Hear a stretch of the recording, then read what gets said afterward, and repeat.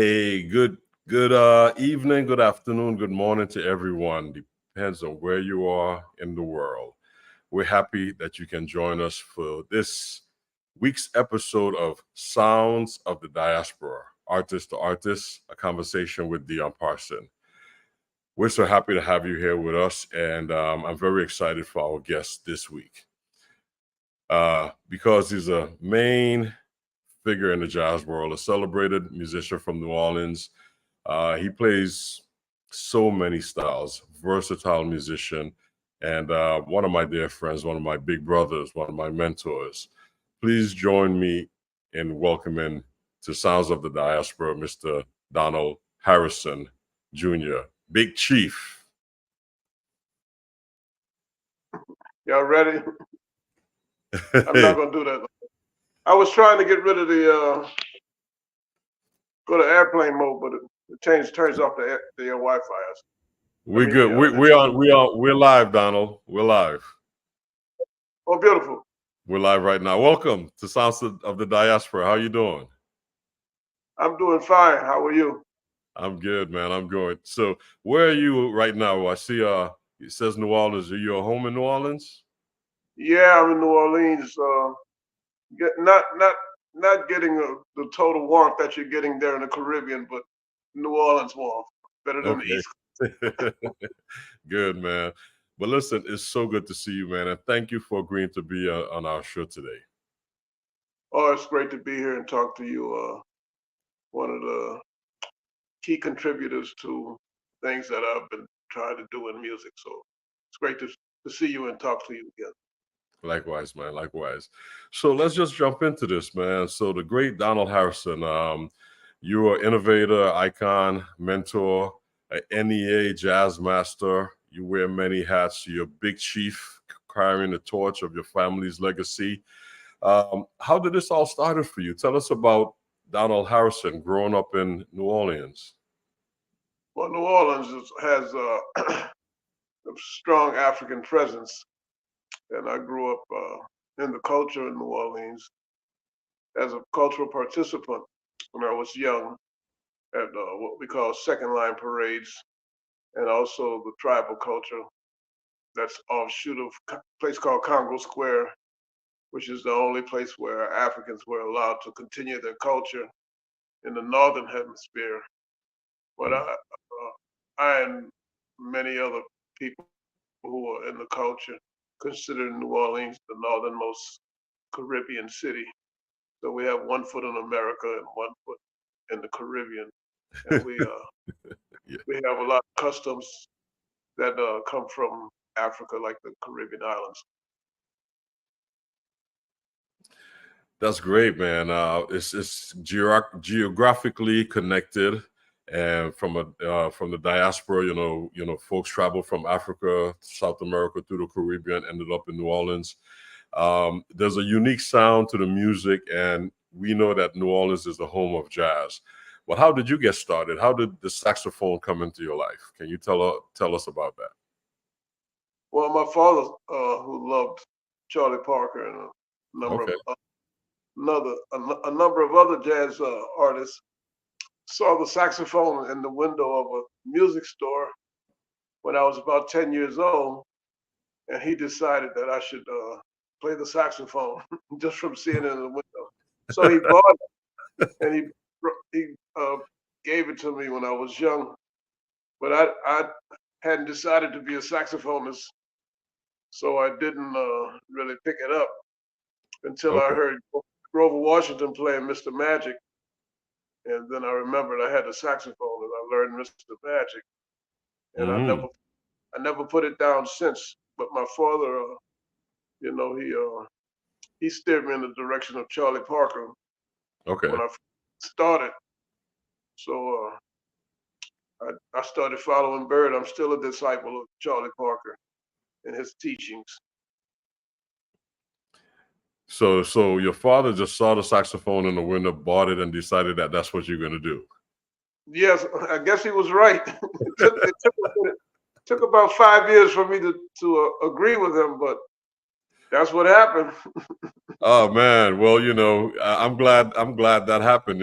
I think it's a good investment. Yeah, I think he made a wise choice, and I'm so happy that he had some kind of premonition. That's good. That's good. Hey, what you say? Our elders, they look upon us and they see things that we don't see. And I'm sure you look, now that you're in the position you're in, you're looking at some of the young folks and you're seeing things that they may not see. And there's a definite connection. So I'm happy that happened, at least from my end, because you mentored me in so many ways that I didn't even know where it would lead to, and this is where we are today. So I just want to personally thank you for what you've contributed to my life as a elder, and as your father passed that information down to you. So thank you. Yeah, Art Blakey was another great mentor, but we all have things that are unique to us that we're going to do in life, and we need to nurture each other and Mm, help all those things come out for everybody because we're a big family, and family helps family, and we're going to bring something beautiful to the world, and peace and love at the end of the day is the mission, and yeah, a better universe. So that's what we're working on. But definitely. initially, we're just trying to figure out the music, but we know that in the back of our minds that that's what we're doing. But the older you get, the more focused you become on that. Definitely, definitely, definitely. So talk to us about so you got the saxophone. It took you 5 years to figure it out, growing up in New Orleans, and then you left New Orleans and went to college, and then things started taking off from Berkeley School. How was your experience at Berkeley, and how did that influence you? Well, the first thing I want to say is that Charlie Parker made a statement that changed my life. He said, "If you don't live it, it won't come out of your horn." Hmm. They teach you that there's a boundary line to art, but there is none. Hmm. So I decided to try to learn the whole history of jazz from playing with every era of jazz. Hmm. Well, I was in high school, so that was my pursuit. I was Okay. fortunate to come from New Orleans and be able to play with guys who were playing in the 20s and 30s here in New Orleans. And then Wow. I wound up playing with every era of jazz, Hmm. guys in the 30s, 40s, 50s, and so on, 60s, and even the new generations. And then I found that all music is uh, is the same through working with quantum physicists now, because one of the things is that in quantum physics is that all the atoms and everything in the universe are comprised of the same particles and waves. So it's the same thing with music. All music has the same elements: rhythm, melody, your personal experiences, each person's experiences, and so all of these things, we just do them a little differently. Each person does them a little different, but we're all using the same thing. So it helped me to find that music was different. It was all the same. But after that's where I am now. But after I left here, I went to Berkeley and hung out with a number of young artists who are at the top of the game now. Remember at Berkeley we had Kevin Eubanks and Branford and Wallace Roney, just a number of Jeff Watts, just a Hmm. number of great young musicians who were there that I could play with and share ideas with. Hmm. And then some kind of way out, I got a gig with Roy Haynes when I was 19, and Okay. he he taught me a lot about bird and bebop. But I used to ask him a million questions, and I started hanging out with the beboppers in New York first, and Hmm. spent like 15 years with Roy Haynes and Art Blakey and Walter Bishop, just a lot of beboppers. That was my focus, Charlie Parker. So Right. those guys, one of the happiest days of my life was when they said that I was their bebop brother, because Okay. I asked them some questions till they said, you know what, this little kid, he sort of got it, man. He's Hmm. a bebopper. because that's a very private club, which I didn't know at the time. Right. You know? So I'm passing on what I learned from those guys about bebop. Now, finally realized I needed to really pass that on, the specific ideas that Charlie Parker taught those guys. Right. They taught me what Charlie Parker taught them. Right. That was a beautiful thing. Yeah, that's great, man. To play with Roy Haynes and Walter Bishop and those guys, man. That's beautiful. I had the pleasure of meeting Roy Haynes. I remember playing with you one time, and Roy came to the gig, and I met him, and then we got reintroduced again later on with AT when AT moved back from Paris. I was living up on 157th Street and St. Nicholas Avenue. I lived a block away. And one night, AT just called me and was like, "Hey, man, come by." And I went by, and Roy was sitting in the living room, and he hung out all night. You know, so that lineage, man, is really great to have that. But I've always considered you someone that was like at the top of your game all the time, man, and I admire that, and it was a great inspiration for me when I, when I was in your presence and in your company, especially when I worked with you. And I really, I want to thank you for that. I know one of the things that I learned from you was the versatility. You talk about quantum physics now, but back then that was something that you always had an interest in, because we would talk about the Caribbean so much and the rhythms from the Caribbean. How did that come about? Because before you answer that, I just got to say, man, Frank Roscoe Lacey at Rutgers University came into my practice room one night. I was working on my swing, man. I was like, in it hard. And he stopped me. He said, "Man, I know what you're trying to do, but don't ever forget where you came from. Don't ever forget your Caribbean roots, man. Trust me, it's going to be important one day."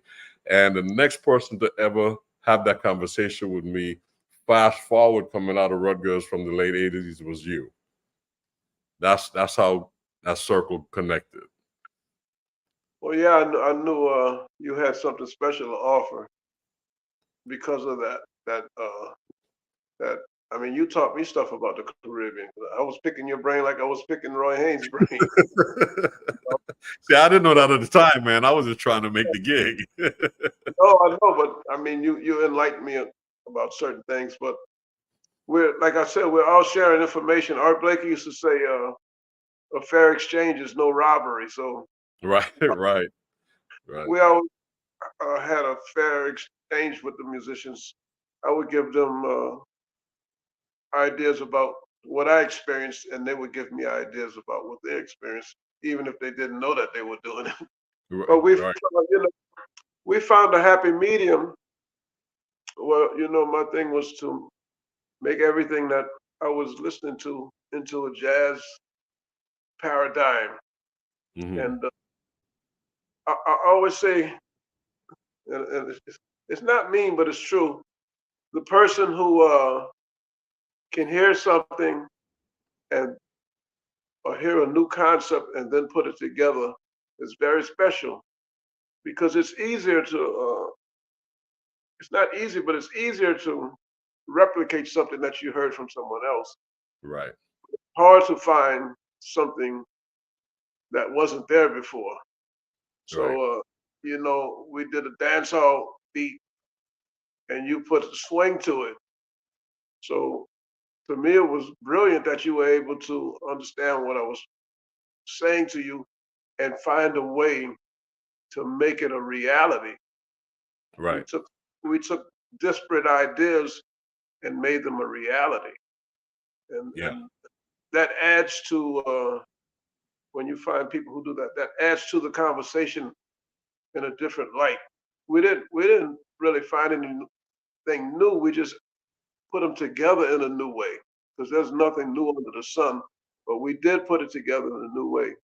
So you and Carl Allen are the founders of, if people ever pay attention, I think they are in some respects to the Nouveau Swing sound.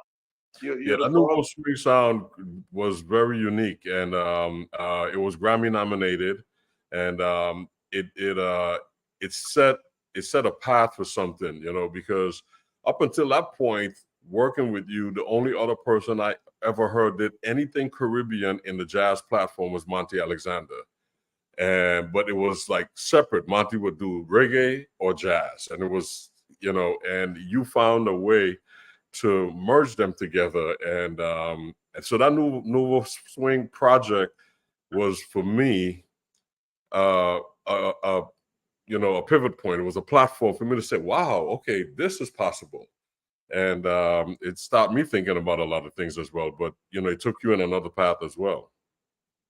Yeah, and you know, you may not be aware of this, but the young musicians who are leading the charge now were heavily influenced by those recordings. You know, Mm-hmm. Robert Glasper and my nephew Christian Scott, Mm-hmm. even Christian McBride, even though he was on those records, he says they showed him a new way. So we actually did something that helped other people find their voices. So that's incredible to me too. Oh, But it makes me feel very happy.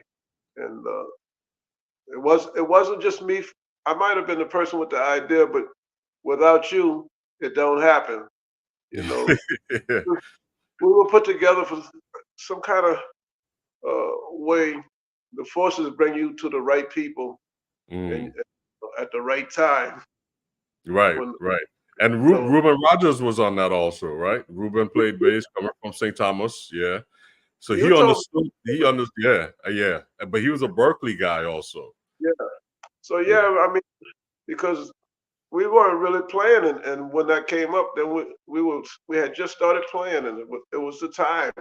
You yeah, were the right you were the right guy to do it, man. I just sometimes I think back about how things happen and how the right people come in at the right time, and it's awesome, and I don't understand it, but I'm glad that it happens, and maybe yeah. there's a force out here that's Hmm. moving, putting things together that we don't even know about. We don't even know about. And you know, fast forward all these years, man, it's still influential and in our lives. So I'm really happy for that, man. So thank you for Nouveau Swing. For the folks that's listening, Nouveau Swing 1997, I think it was what label was that on? I don't want to say the wrong label. It was impulse. Impulse label, yes. So go check it out. It was two rhythm sections, two different bands, but some very innovative music, and it was a new sound, a new flow of things that our main man Donald Harrison put together. It cracked our brains, man, trying to put it together, but it was very hip, man, and we had a lot of fun doing it, and we learned a lot from it. So go check that album out, Nouveau Swing. Amongst the other albums that I mean, how many recordings have you done as a leader, man? That's you've been hitting it hard for a while. I guess about 40, maybe. As a leader. I know some Yeah, cats out there that haven't even been on 40 records, and here you are as a leader. That's great, man. That's great. I love it. I love it.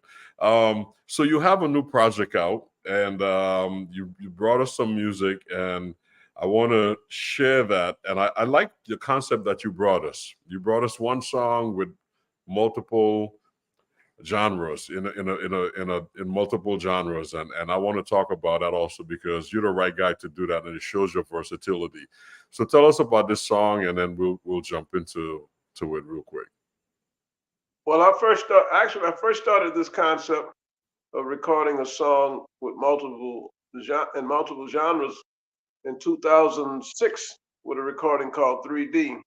Hmm. But then in 2008, I started working with quantum physics, and then a few years later, like 2011, I met a guy plays saxophone, but he's a quantum theorist, Stefan Alexander, Dr. Stefan Alexander. And we Hmm. started working on ideas, musical ideas that would further music and further science in the quantum realm. And we came up with something called quantum improvisation. Okay. But from that, I started looking, you know, like I said earlier, that all the elements of music are the same as all the elements in the universe are the same. And since I had played with so many artists and learned these lessons from all of these different styles of music, I decided to bring music together in that kind of way.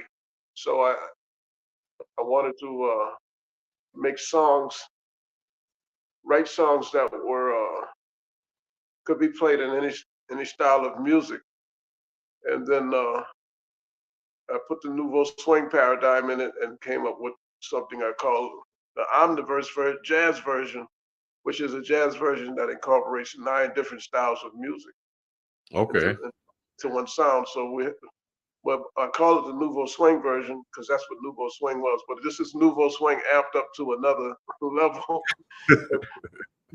Because we would mix 2 things together. Now you have 9 things Wow. into one song. And when you listen to it, you can hear James Brown and Tony Williams and all of these different artists, as far as drummers, you can hear them merge into the sound.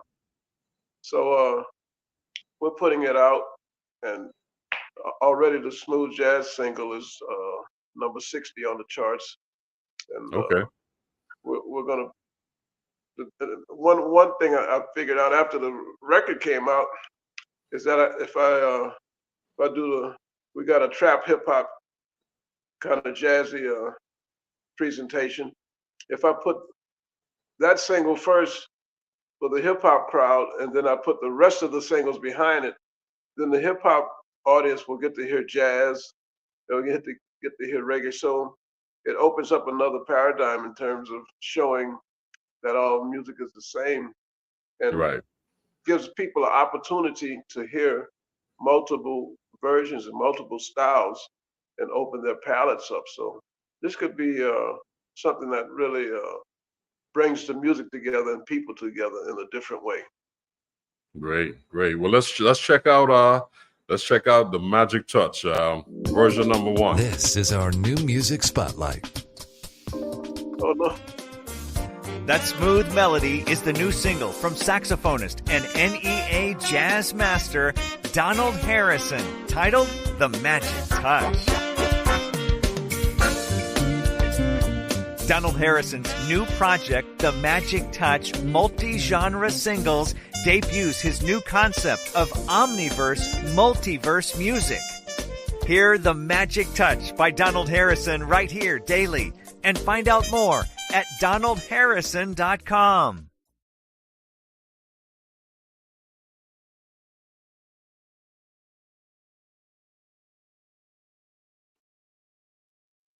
Thank you, Donald. That's Yeah, I think that's a promo, but it's a great. I'm glad you played it. well, that's the promo. Okay, so we have the next track up. All right.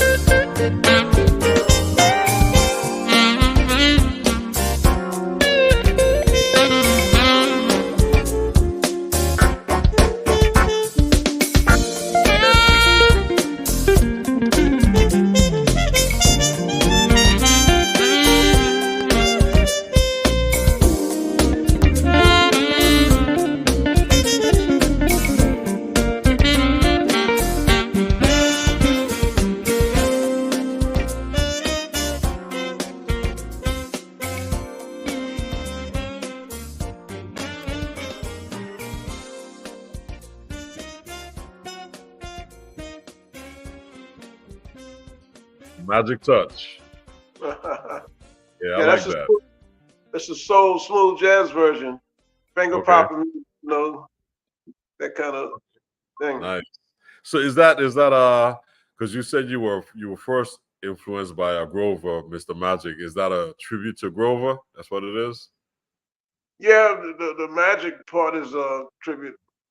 But so I put my own melody and my own ideas, but in the back of my mind, I was thinking about Grover when I put that word in there, the magic.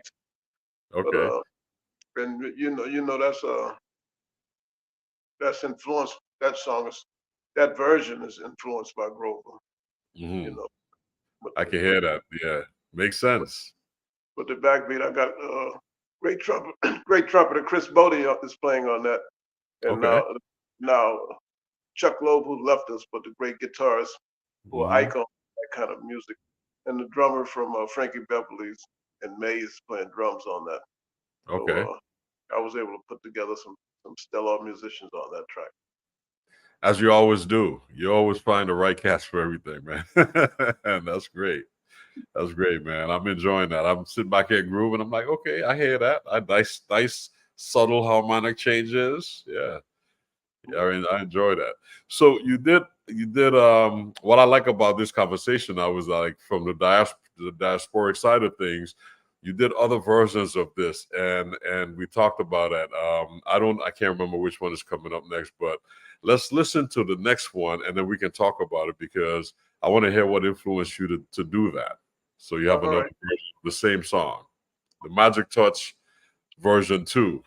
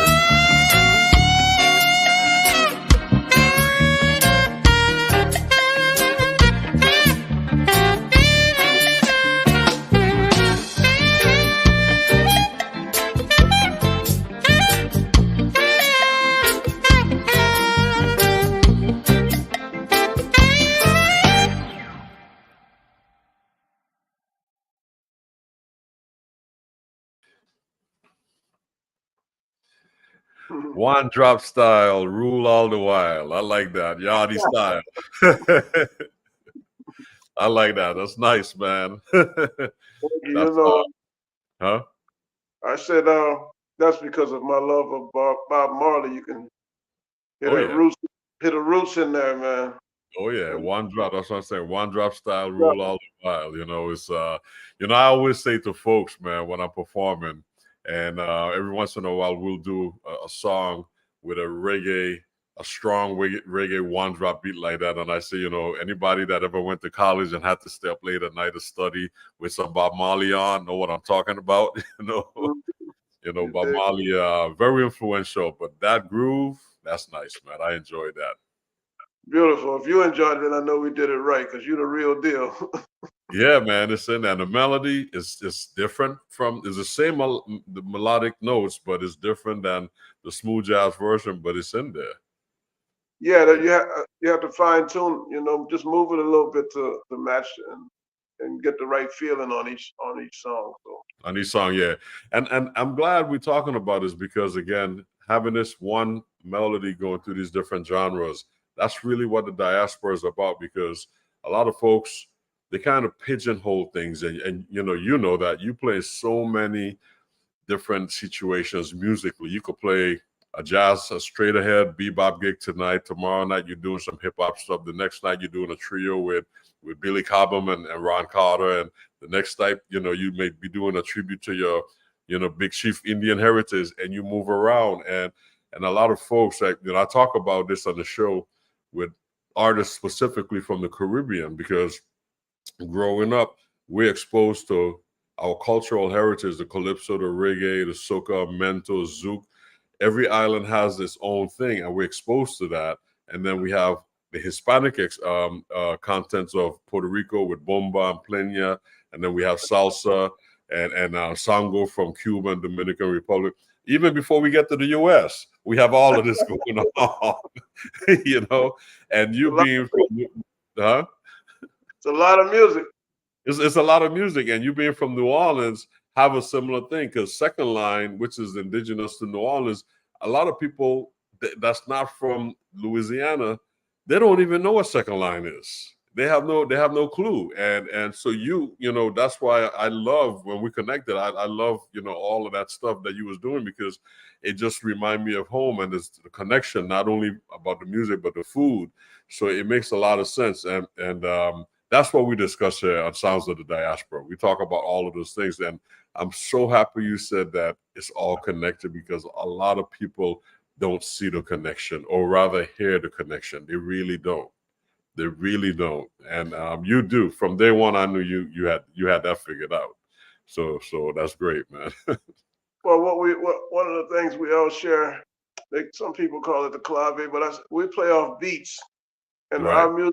our music is dance music. Mm-hmm. So, and it's also the fabric of everyday life. It's part of the fabric of everyday life. So Right. we all share that, and it's Right. that culture permeates our being, and it Mm-hmm. comes up. You can't help it. It's in your blood. It's in your DNA. All of Exactly. Yeah. and Syncopation is there. I mean, we have it in there, like you said, a clave. You have a 3-2 clave or 2-3 clave, and then you have the bossa nova clave, and reggae has a clave, and a lot of people don't know that reggae has a. I did a tour with Ernest Wrangler, the great guitar player, Ernest Wrangler, one time, and he had to do a workshop. With the band was doing a workshop in Switzerland as part of the gig, and he said to me, and he was a very laid back gentleman. He said he used to call me Papa. He said, "Papa, let's sit down and work out some rhythms to teach the picnic them, meaning teach the kids." And we talked for about 2 hours over lunch, and that was the first time I really heard the history of Jamaica, the reggae music going way back to Mento and their version of calypso being influenced by the one radio station coming through Jamaica from New Orleans that played all the rhythm and blues, Blueberry Hill and all of that. That's why a lot of the older Jamaican musicians sang those tunes because that's what they heard on the radio. And that was the first influence of American music coming to the Caribbean because everything else from that was our own Caribbean culture. So it's interesting to hear how and it's all connected. It's really all connected, man. Like he says, offline, we're going to talk more about this quantum physics. Yeah. All right. I want to talk about what Ernest Ranglin told you. So, because I heard a lot about they were listening to New Orleans music, but you have first-hand information. Yeah, so no, that's what, and the two things that I learned from Ernest with the music component and the movie component. So they had one main movie theater in Kingston, and they played all of the spaghetti westerns. That's why a lot of the older reggae guys have a lot of their songs, Fistful of Dollars and all. They have those names as their songs because those are the movies that they were watching. But that's the sound that they played, you know. That's in the songs. All of that stuff that we heard in those spaghetti westerns, that's in those songs. So it's a lot. There's a lot there. Yeah.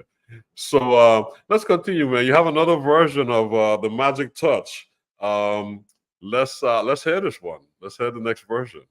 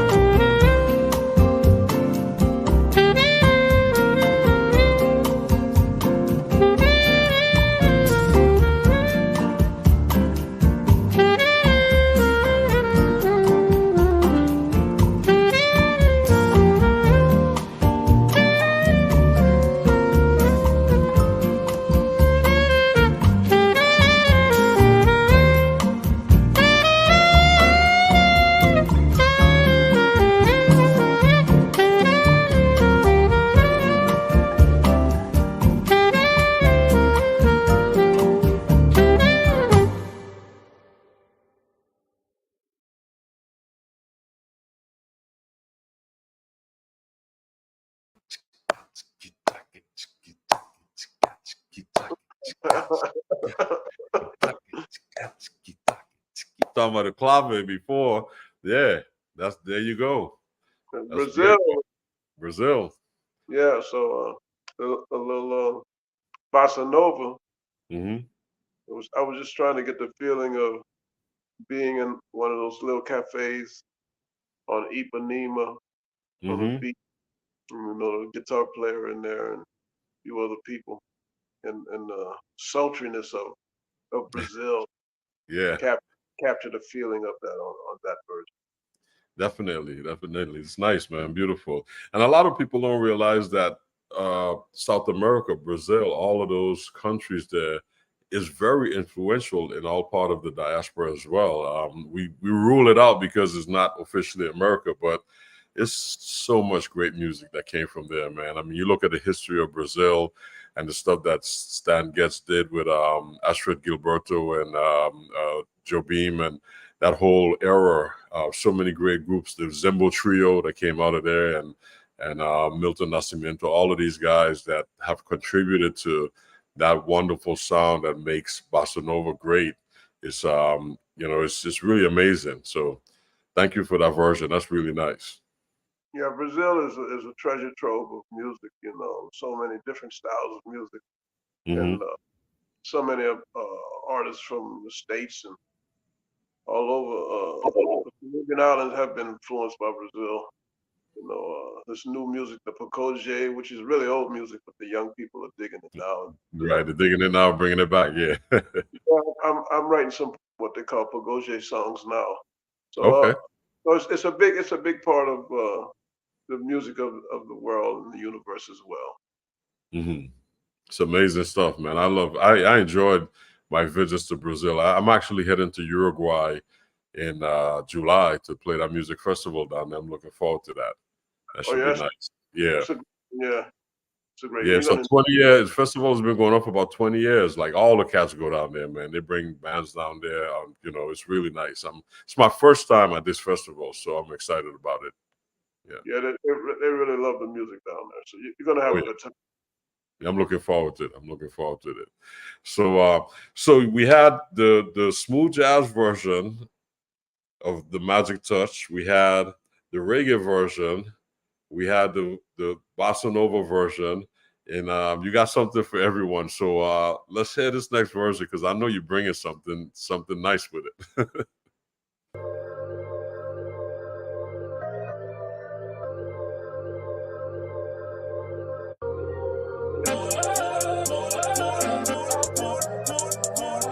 The Box Bangers. The Big Chief. This is the magic.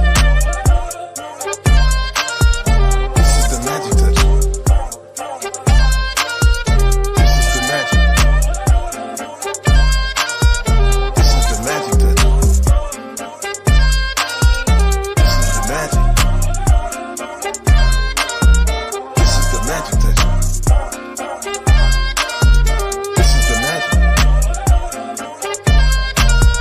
This is the magic touch.